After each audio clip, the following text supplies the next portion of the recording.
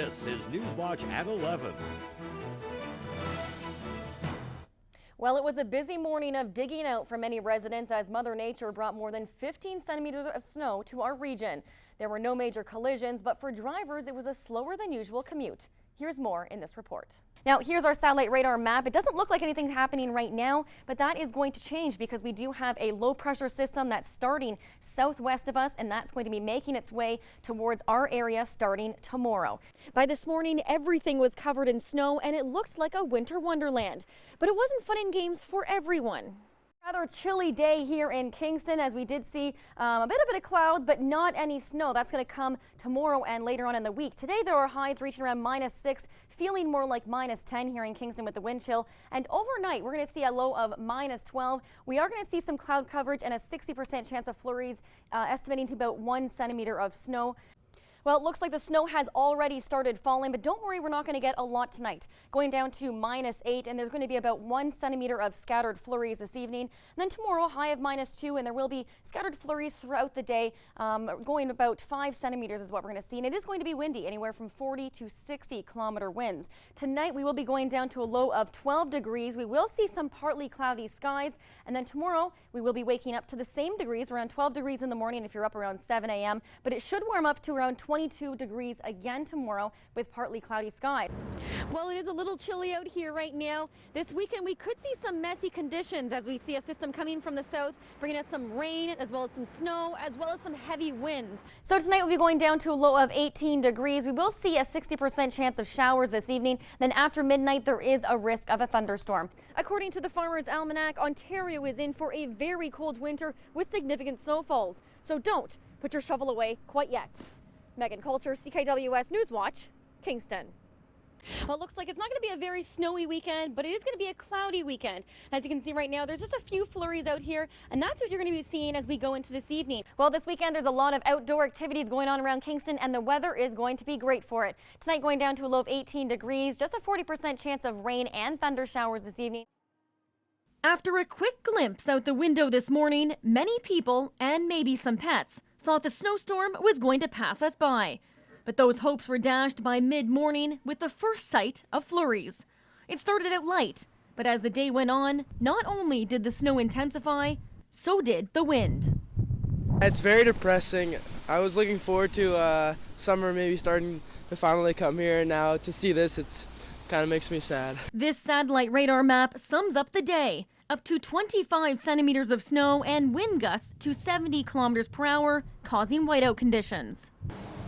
It's a storm made all the more frustrating because just a day ago, the region was basking in a spring thaw. Yesterday I was not wearing a coat and now I can't walk back from class. It's awful.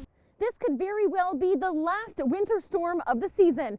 And while some people can't wait for it to be over, others like myself are embracing it. So why don't you slide? Yeah. I like it. Why do you like it? Because there's lots of snow to play in. I like climbing snow hills. That's my favorite part of winter. No, I like winter. By midday, only a few accidents were reported. Many workplaces closed early, and there was no need for a snow day on March break.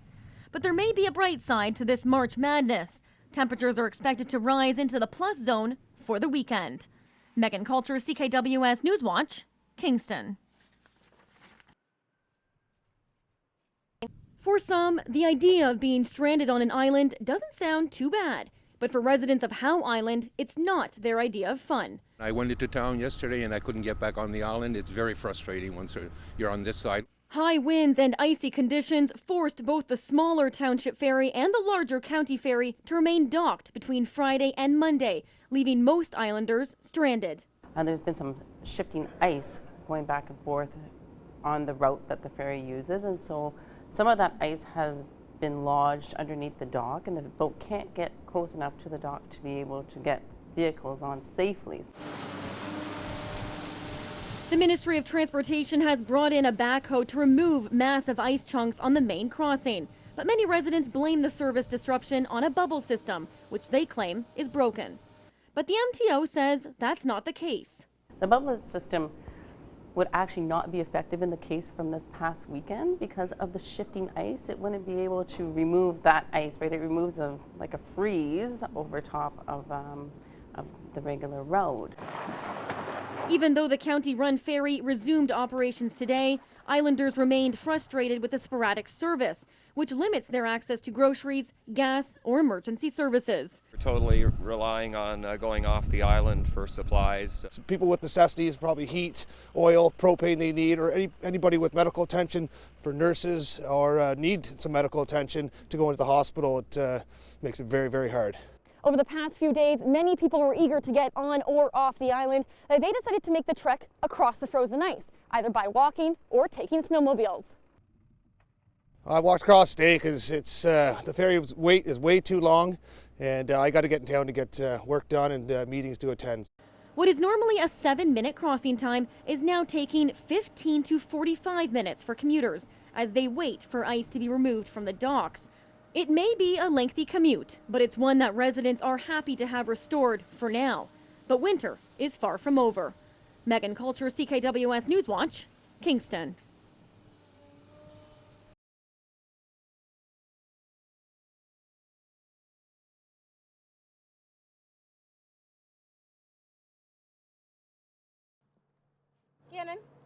On sunny days like this, Dana Babcock enjoys taking her dogs for a walk in the woods and letting them play in this nearby pool of water. What she doesn't like is the pesky mosquitoes that sometimes join her on their hike and bite.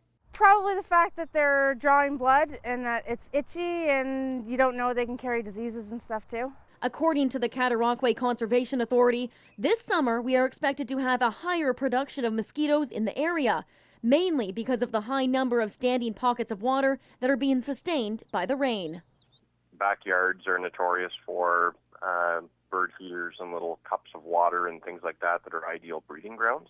Emptying out items like feeders, canisters, and eaves troughs can not only help prevent mosquitoes from breeding, but stop the spread of diseases like the West Nile virus. About 1 in 5 people who get the virus will get a flu-like kind of illness, and it does go away on its own. Luckily, the local health unit says it hasn't had any human cases of West Nile since 2012, but they do know the disease still exists within the city. Last year, of the 50 traps that we had, 1 trap did contain the virus. According to KFLNA Public Health, the best way to protect yourself from mosquito bites is to stay indoors after dusk. But if you just can't resist spending some time in the outdoors, the next best thing you can do is to cover up, wear light-colored clothing, and wear mosquito repellent that has DEET in it.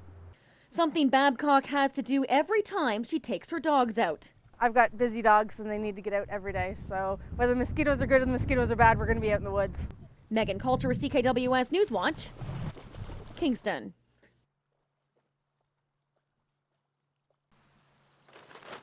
For over a week, residents just north of Belleville in a little town called Foxborough have been dealing with one of the worst flooding situations in years. We had a flood back here in 2008. It might have come up maybe halfway up the yard, but not like it did this year. Record high water levels turned backyards into lakes, forcing dozens of residents to find alternate access to their homes. So we came in and out by canoe. As well as sandbag the exterior to prevent water from coming in. It's been leaking a little bit, but we've been able to keep up to it with shop vacs. Little angel buried in the water, and you've got gargoyles on this other side. But today, a little relief, as water levels began to recede and sandbags started being removed. Like 2 days ago, we woke up and I was all excited because I could see the cap to my fence post in my backyard for the first time in probably 4 days. Getting back to gardening and grass cutting and all those good things. During the flood, more than 1,500 volunteers from the community helped make and distribute more than 90,000 sandbags to approximately 70 homes. Dozens of heavy, wet sandbags will soon become a common scene in front of many homes here in Foxborough. And it's these very type of situations that the Quinte Conservation Area is hoping that the government will step in and help in the future. 1, to do up-to-date floodplain mapping. 2, to get us money to make sure our dams are safe. We need money to study and understand climate change. So far, 4 homes have been deemed uninhabitable due to the foundation underneath collapsing. Damage that has not only cost the homeowners money, but the city as well.